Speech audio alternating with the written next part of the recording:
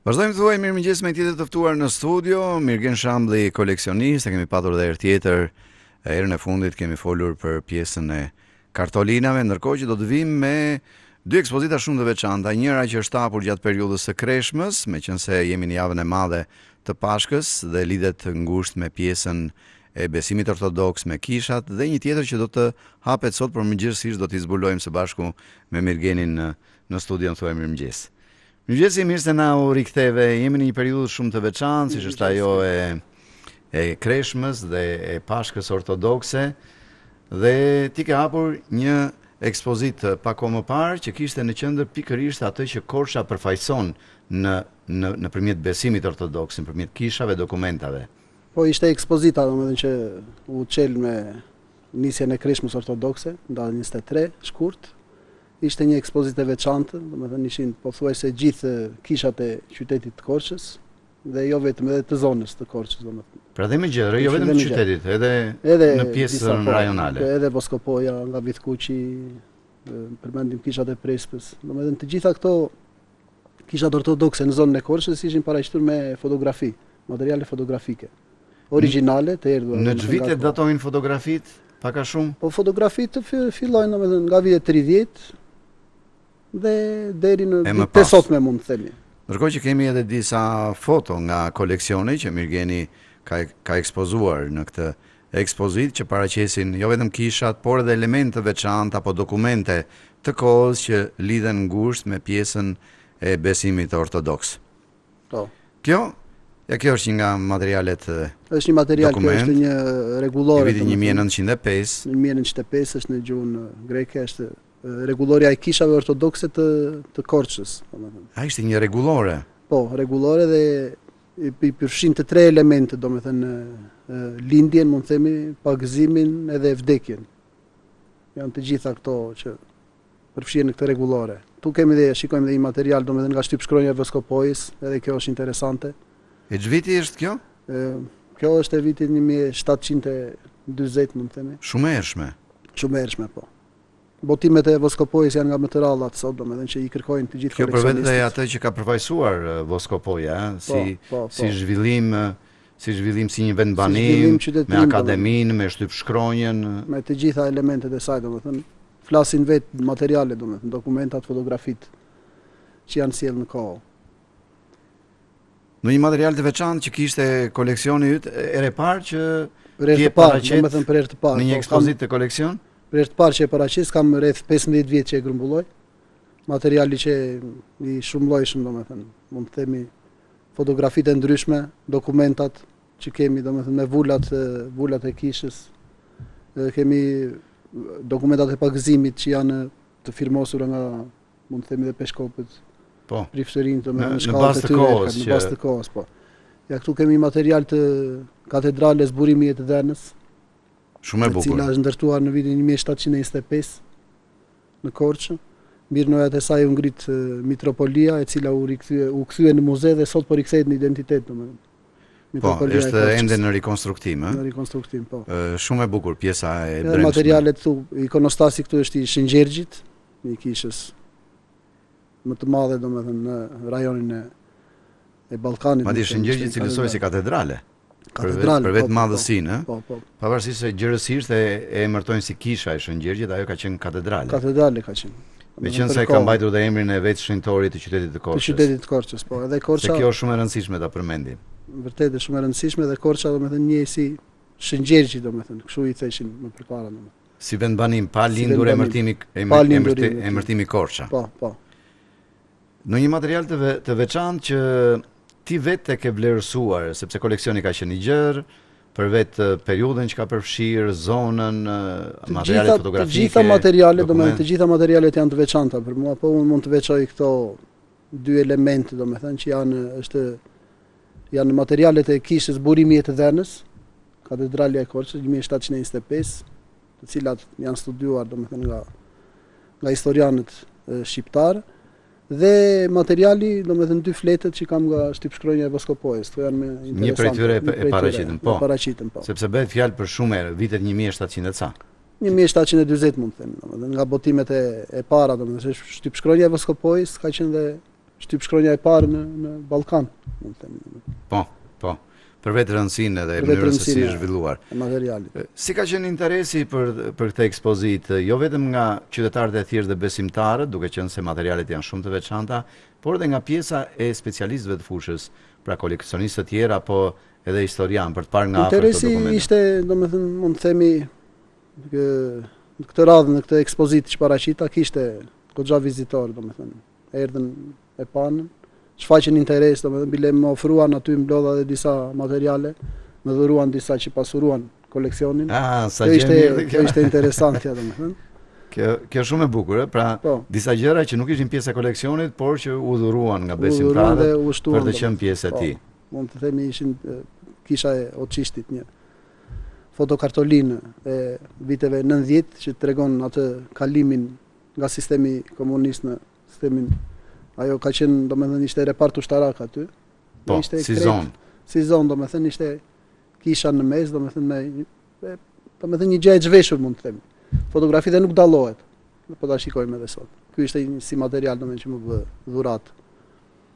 Mund të flasim pastaj, mund të themi edhe për dokumentat e tjera që janë të vulosura nga Mitropolia e Korçës, Përmetit dhe Voskopojës. Edhe këto shumë interesante. Këto janë të viteve 1900. Këto lidhe me pjesën e pagëzimit më tepër dhe ceremonive të ndryshme. Pjesën e ritualit të pagëzimit, po.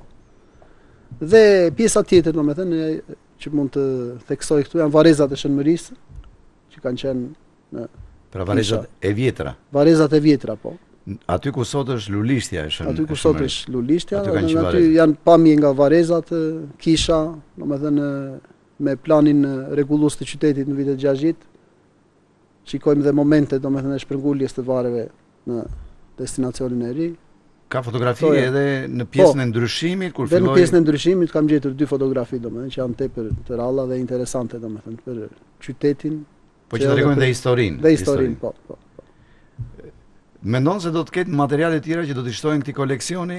Nga ajo që deri tani ke ulumtuar. Patjetër, gjithmonë jemi në kërkim. Se në 15 vite besoj që ke arritur të krijosh një përshtypje të asaj që vërtet ekziston rreth rrotull dhe që shumë mirë mund të bëhet pjesë e koleksionit. Krijohet një, domethënë, për komunitetin ortodoks shqiptar, mund të themi, domethënë, që në zonën e Korçës krijohet një imazh pothuajse 80% i plot, domethënë, me të gjitha kishat, materiale, dokumentacionin. Pjesa tjetër që po plotësojnë në koleksion është pjesa e klerikëve. Figurat kryesore të besimit ortodoks. Në një moment të dy do t'i prezantojmë dhe ata, sepse kërkojnë dhe identifikim. Janë nga vitet 30, domethënë, që nuk i njohim, domethënë. Pra nevojitet një material plotësues për të vërtetuar. Mund të kemi, po, edhe një bashkëpunim, domethënë, me kishën ortodokse që mund të plotësojmë këtë, edhe pse jo mund të mos bëhet dhe një botim, domethënë, i cili të mbetet për brezat që do vinë. Për treguar historinë, e kishave, zhvillimit të saj, figurat kryesore që kanë ndikuar drejt për së drejti në trashëgiminë e këtij besimi. Mirë, dhe kalojmë në atë që do të zërvendësot, një ekspozitë shumë e veçantë që lidhet me një ditë të veçantë, siç është dita e njëjtë e javës së madhe të Pashkës. Po, dhe sot ekspozita e qeramikës. Ekspozita e qeramikës shqiptare, domethënë, e cilësoj kështu, është një bashkëpunim që do bëjmë me studion e qeramikës Bato, e cila është hapur kohët e fundit në qytetin e Korçës, në Mik Hotel këtu. Këta e drejton një vajzë e talentuar, Yrmela Kaso, dhe falenderoj për bashkëpunimin dhe sot çelim të ekspozitën në 2 ambiente. Është interesante, domethënë, se çelet. Nuk do të një ambient i vetëm, do jetë edhe në pjesa ku mbaj koleksionin e qeramikës, të cilin kam një vit që e kam ngritur. Është një koleksion shumë i madh, janë mbi 1200 objekte. Mbi 1200 objekte. Çfarë periudhe përfshin?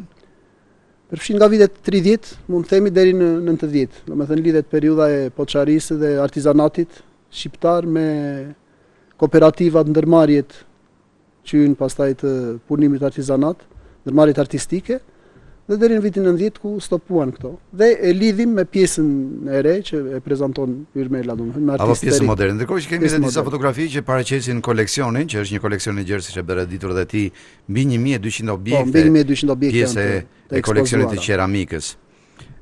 Ndonjë objekt i veçantë sepse dihet të gjithë ata që kanë jetuar atë kohë, të paktën pjesën para 90-s. Po thuaj se të gjitha janë të veçanta sepse kanë zbukuruar shtëpitë e shqiptarëve dhe Pra të zonës ato të që ishin Korçës. mënyra e vetme për të zbukuruar Për të shtëpinë. zbukuruar ambientet. Mbi Po. televizor, mbi tavolinë, apo në ambiente të ndryshme. Dhe secili kërkonte një objekt që të ishte ndryshe nga familjet e tjera. Edhe prandaj është dhe një larmishmëri, mund të themi, domethënë, qoftë edhe në objekte, në forma, modele, ngjyra të ndryshme, domethënë.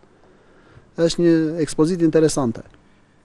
Kjo përkon dhe me ditën e sotme, domethënë, që është dita e Baltës. E Baltës së Qinjet, pra të gjithë besimtarët ortodoks.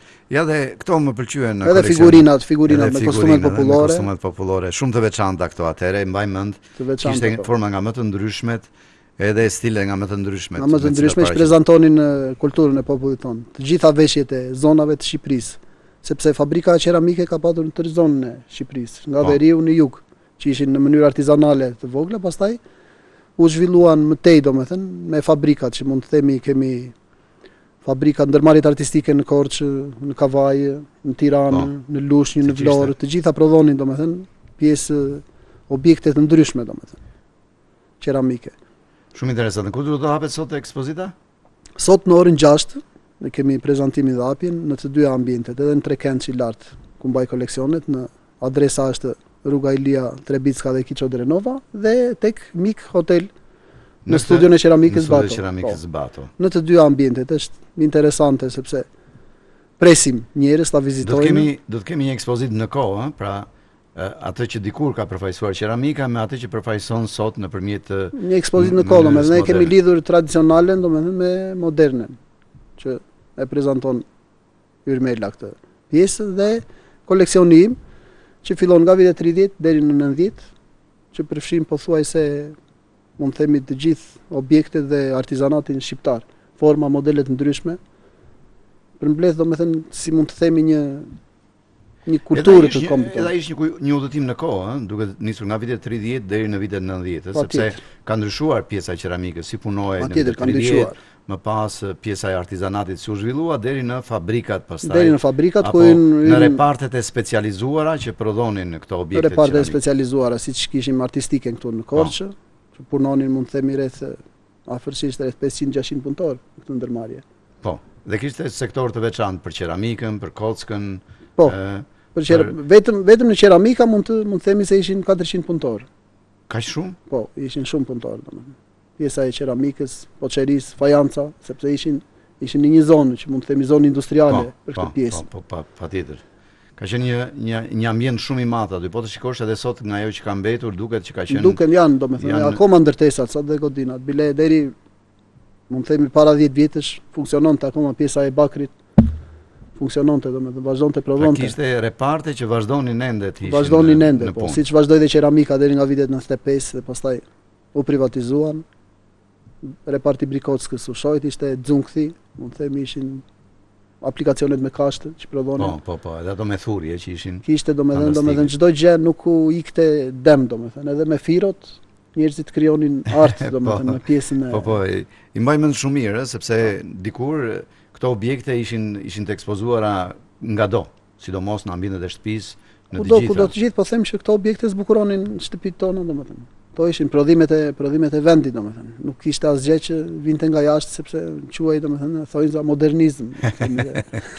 Mirë, unë të falenderoj për praninë tënde, tuaj mirëmëngjes, të uroj suksese në punën tënde. E di që është një punë e vështirë, e gjatë, kërkon përkushtim, kërkon të gërmuar, të gërmuar në të gjitha format. Kjo është pjesë e punës. Por ajo që do të sjellë sot në këtë ditë të veçantë, siç është ditë e Baltës, në këtë javë të madhe të Pashkës, do të sjell pak histori dhe nostalgji për gjithë ata që ju presim gjithë qytetarët e Korçës të vinë ta shikojnë, domethënë ftesa është e hapur për të gjithë domethënë, që të vinë të shikojnë dhe të prekin këtë realitet siç kemi jetuar dikur domethënë. Pra të kthehemi pak në kohë dhe të bëjmë pak nostalgjik me atë që kemi patur dikur në ambientet tona të banimit. Mirë, uroj të kemi sërish me një tjetër koleksion të veçantë nga gjithë moria e koleksioneve të tuaj që ke në fusha dhe drejtime nga më të ndryshme. Të uroj suksese në punën tënde. Faleminderit.